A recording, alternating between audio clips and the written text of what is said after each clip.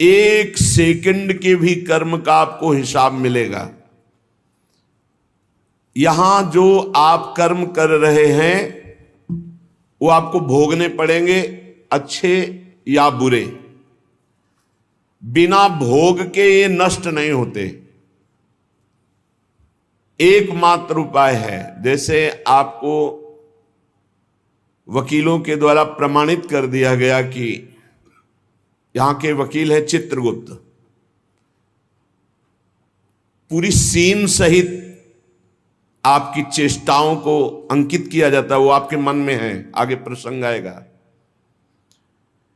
और जज हैं यमराज धर्मराज जी, और दंड अधिकारी हैं यमदूत, और दंड विधान जहां होता है उसे कहते हैं नरक। तो जैसे यहां जज ने कानून से अपराध करने वाले को दंड दे दिया, जाओ तुम्हें फांसी की सजा, राष्ट्रपति का अधिकार है, वो पूरा माफ कर सकता है। ऐसे ही राष्ट्रपति हैं भगवान श्री हरि। अहम त्वाम सर्व पापेभ्यो मोक्षयिष्यामि मा शुचा। अगर शुभ अशुभ कर्मों से बचना चाहते हो तो एकमात्र उपाय भगवान की शरण में होकर नाम जप करो, अन्यथा अवश्यमेव भोक्तव्यम कृतम कर्म शुभाशुभम।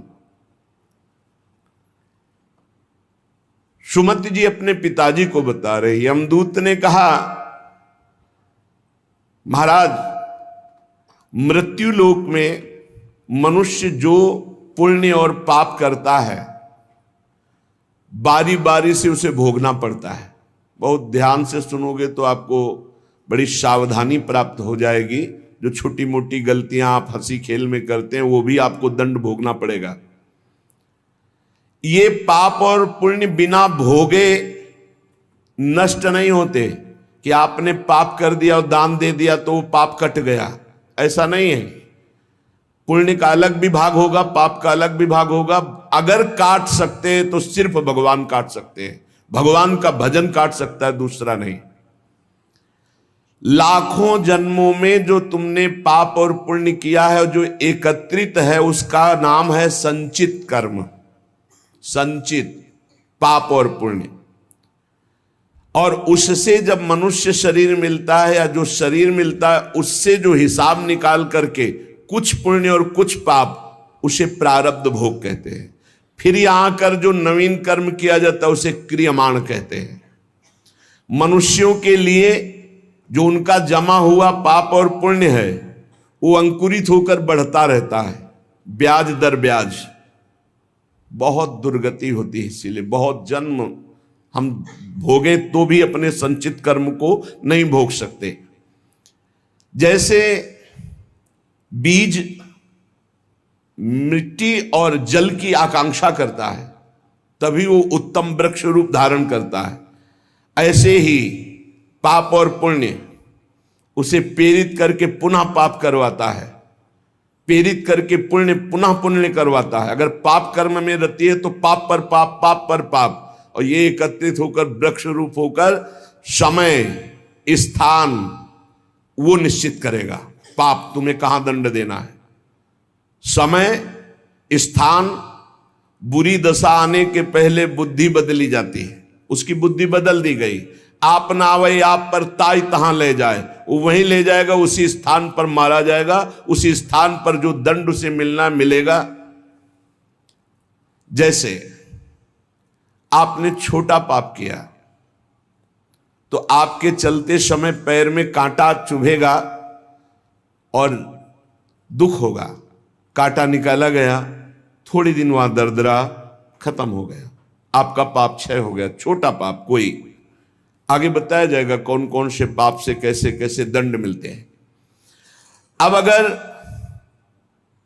आपसे थोड़ा बड़ा पाप बना है तो वही पैर में लोहे की कील बनकर चुभेगा, कांटे की जगह लोहे की कील, अधिक दुख होगा।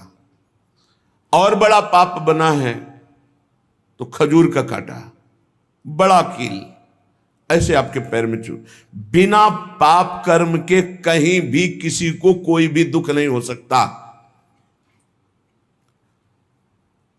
सिर में दर्द होना, आजीवन पूरे जीवन सिर का रोग हो गया कि वो दर्द ही होगा 2-4 दिन में, 10 दिन में, पाप का कारण। अपथ्य भोजन, सर्दी सहन न होना, गर्मी सहन न होना, हर समय हृदय जलते रहना, पाप का लक्षण। भिन्न भिन्न पाप भिन्न भिन्न प्रकार के दुख देते हैं दीर्घ काल तक।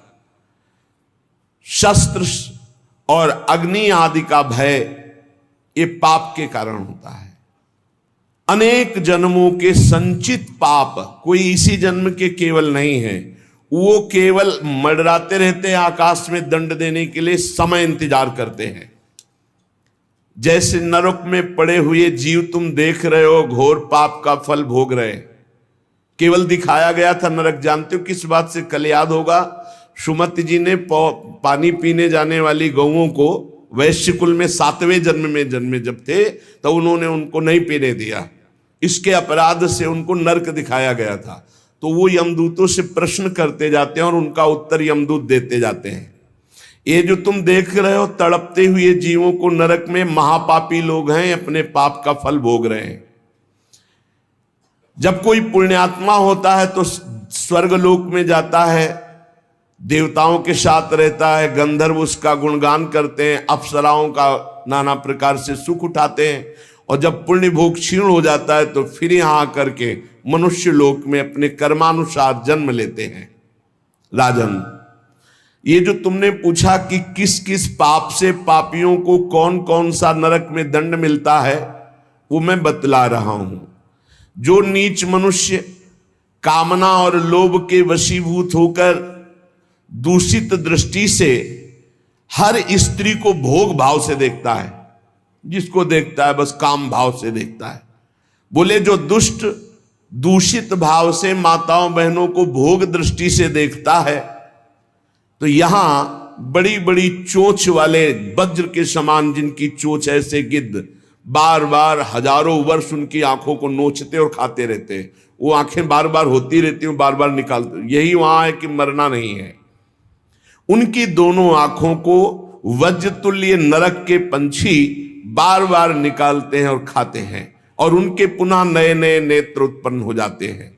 इस पापी को पलक झपकने तक के लिए विश्राम नहीं मिलता, निमिष तक के लिए कि थोड़ा चैन मिल जाए, महान दुख होता रहता है। हजारों वर्ष तक उसको इस नेत्र दर्द पीड़ा भोगनी पड़ती है। और फिर जब मृत्युलोक में जन्मता है तो नेत्र रोगी पैदा होता है। वो यहां पैदा होगा नेत्र रोगी, या नेत्र ही नहीं है या नेत्रों में दिखाई नहीं दे रहा, कई तरह के व्यवधान, जिन्होंने नेत्रों का दुरुपयोग किया। अब जिन लोगों ने, जिनको तुम देख रहे हो इनकी जबान काटी जाती, बार बार जबान नोची जाती है, ये वही लोग हैं जो शास्त्र का गलत उपदेश किए हैं, गलत अर्थ किए हैं, अपनी वासना की पूर्ति के लिए शास्त्र का गलत प्रयोग किए हैं। जो किसी को गलत सलाह दी है तो इनकी जबान बार बार छोटे छोटे हिस्से में तलवार से काटी जाती है। शास्त्र का उल्टा अर्थ बताया, उसकी जबान को वहां हजारों वर्ष काटा जाता है। खिलवाड़ नहीं, प्रश्न उत्तर कर देना। अगर आपका उत्तर गलत है तो आप नरक जाएंगे। प्रश्न करता तो आप पर श्रद्धा करके पूछ रहा है, और आपने मनमानी उत्तर दे दिया और वैसा आचरण कर दिया तो उसको पाप नहीं लगेगा, पाप आपको लगेगा क्योंकि आपने आदेश किया है और आपकी दुर्गति हो जाएगी। इसीलिए अनाधिकारी को जब जनक जी महाराज विदेह राज ने पूछा, निमि जी ने नवयोगेश्वरों से कि मैंने यही प्रश्न कर्म के विषय में सनकादि से पूछा था, वो मौन थे, कोई उत्तर नहीं दिया, क्यों? तो बोले उस समय आपका ज्ञान जागृत नहीं हुआ था, आप उस समय अनाधिकारी थे, कर्म का बड़ा सूक्ष्म विषय होता है, इसीलिए वो मौन थे। ऐसा नहीं कि हर प्रश्न का उत्तर फटाक से दे दे, और वो गलत है अगर उत्तर तो शास्त्र सम्मत नहीं है तो उत्तर देने वाले को नरक का दंड मिलेगा, उसकी जबान हजारों वर्ष वहां काटी जाएगी। जो शास्त्र का गलत अर्थ करता है, जो शास्त्र को अपनी वासना पूर्ति के लिए घुमा करके बोलता है, जो किसी को बुरी सलाह देता है, उसकी जबान यहां काटी जाती, जो देख रहे हो। और हे सुमति जी, जो वेद की निंदा करते हैं, देवताओं की निंदा करते हैं, संतों की निंदा करते हैं, वैष्णव की निंदा करते हैं, गुरु की निंदा करते हैं, गुरु पर दोष दृष्टि करते हैं, गुरु को वक्र दृष्टि से देखते हैं, क्रोध दृष्टि से, उन सब को यहां भयंकर वज्र तुल्य वाले जिनकी चोंच है, ऐसे पक्षी गिरा गिरा करके उनके अंगों को नोचते हैं, जबान, आंख और उनके शरीर के अंगों को। जितने निमेष तक उनके द्वारा ये जिह्वा जनित पाप हुआ है, उतने 1000 वर्ष तक उनको पक्षी नोचते हैं। जो नराधम बिना दोष के दो मित्रों में फूट डाल देते हैं, एक दूसरे की चुगली करके, पिता पुत्र स्वजन में भेद पैदा कर देते हैं, और जो पुरोहित, बहुत ध्यान देने योग्य बात, अनुष्ठान का संकल्प लेता लेकिन अनुष्ठान पूर्ण नहीं करता, जजमान को क्या पता। जो पुरोहित जजमान से नियत संख्या ले ली धन और अनुष्ठान पूरा नहीं किया, या जो अपनी माता और पिता का अपमान किया, जो अपनी शरणागत, अपने अर्धांग विराजमान पाणिक ग्रहण की हुई पत्नी का विविध प्रकार से अपमान और शोषण किया, वो यहां आरे से चीरे जाते हैं 1000 वर्ष तक। दिखाया, देखो ये बीच आरे से आराम आराम से एक एक अंग चीरे जाते हैं। उस पुरोहित को भी दंड मिलता है, उस पुत्र को दंड मिलता है जो माता पिता का अपमान, उस पति को दंड मिलता है जो पत्नी का शोषण, उस पत्नी को दंड मिलता है जो पति से छल करती है। आप खुली आंख इनकी दुर्गति देख सकते हैं। जो दूसरों को कष्ट देने का स्वभाव बना लिया है, बातचीत चेष्टा से कष्ट ही देना है, जो दूसरों की प्रसन्नता में जलते हैं, जो दूसरों की घरों में, सोए हुए घरों में आग लगा देते हैं या फसलों में आग लगा देते हैं और उनको प्राणांतक कष्ट देते हैं, उन अधम पापियों को यहां जलती हुई आग में जलाया जाता है। तुम देख लो, तपती हुई बालू डालकर उनको भूना जाता है और यहां आग में उन्हें जलाया जाता है। जो एक जगह निमंत्रण मिला, फिर दूसरी जगह निमंत्रण मिला, तो पहले निमंत्रण वाले को छोड़ करके दूसरे के यहां निमंत्रण पाकर फिर पहले वाले के यहां निमंत्रण पाने गया, ऐसा नहीं है। ये नरक का कारण बन जाएगा। एक जगह निमंत्रण है, वहां गए, अगर हम भूखे हैं तो भूखे, नहीं मिला तो नहीं मिला, अब दूसरे दिन देखा जाएगा। 2, 3, 4 निमंत्रण, ऐसा नहीं।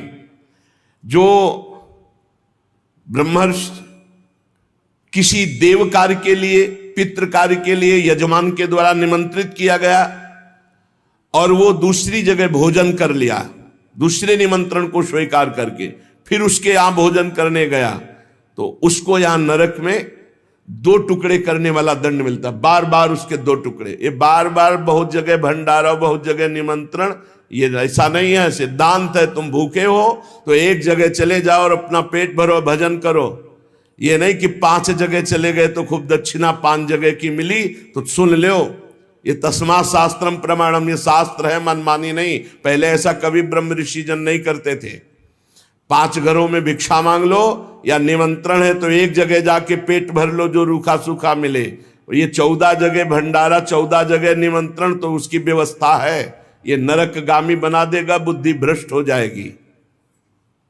जो सदैव कड़वी बातें बोलकर लोगों के दिल पर चोट पहुंचाते रहते हैं, कुछ लोगों का ऐसा स्वभाव होता है, जब बोलेंगे तो हृदय की पीड़ा प्रकट हो ही जाए, ऐसा उनका है।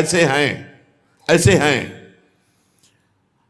वो, ऐसे बोलते हैं कि अत्यंत पीड़ा दे।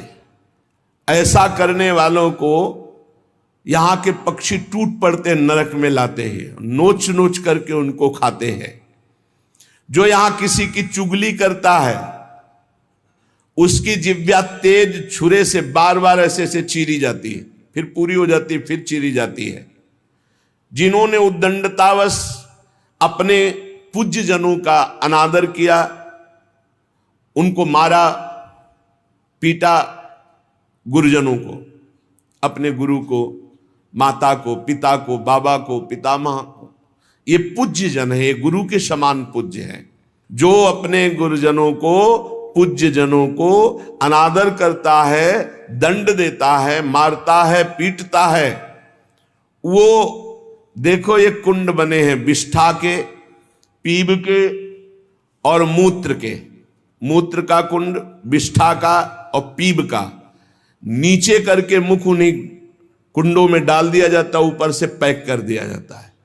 हजारों वर्ष वही खाओ वही सड़ो, कितना भयानक कष्ट है। नीचे के मुख करके उसमें डाल दिया जाता है। जो लोग भोजन बनाने, बहुत ध्यान से सुनो, भोजन बनाना उद्देश्य रखो, यज्ञ है, यज्ञ के लिए भोजन बना रहे हैं। सबके हृदयों में भगवान है। पहले भोग लगाओ श्री भगवान का, फिर दरवाजे पर निकलो और आसपास झांक के देखो, कोई पशु पक्षी, कोई मनुष्य, कोई संत महात्मा, कोई भूखा तो नहीं दिखाई दे रहा। अगर एक गाय है, कुत्ता भी है, तो घर से जाओ, रोटी लाओ, पहले उसे डालो, भगवत स्वरूप मान करके पहले। फिर अपने घर में जो बड़े बूढ़े हैं सबसे पहले उनको पवाओ, बच्चे जो हैं उनको पवाओ। अच्छी अच्छी चीज तुम पालो, बड़े बूढ़े नहीं, अभी आगे आएगा, उनको भी दंड मिलता है। तो जो रसोई बनाए तो उसे भाग लगाना चाहिए, देवता का भाग, अतिथि का भाग, कौवे का भाग, गाय का भाग, और अपने जो पूर्व के बुजुर्ग जन हैं पहले उनकी सेवा। अच्छा, जो भी रसोई बने, भगवान का भोग लगाया, दरवाजे तक गए, अतिथि को देखा, एक गौ के लिए ग्रास निकाला, एक कौवा पक्षी आदि के, जरूर जरूर ये नहीं निकालोगे तो पाप है। गीता जी में कहा, जो अपने लिए पका के पाता है वो पाप पाता है। तो जो अभ्यागत, अपने बुजुर्ग और अतिथि, अब कोई साधु महात्मा आया, माना कोई भी हो, वो दरवाजे में पुकारा, राधे श्याम, आप छुप नहीं सकते, आपको निकलना पड़ेगा। हाँ, राधे राधे, क्या चाहिए, क्या सेवा करूं आपकी? आप जल पिएंगे, आप भोजन पाएंगे? नहीं, मुझे पैसा चाहिए। वो नहीं दे सकता, खत्म खेल, आपका आदर हो गया। आप मृदु वचन में इतना तो बोल सकते हैं, राधे श्याम आप। ऐसे ही प्रेमानंद महाराज का वीडियो देखने के लिए चैनल को सब्सक्राइब करें, वीडियो को लाइक करना न भूलिए और शेयर भी करिए। धन्यवाद।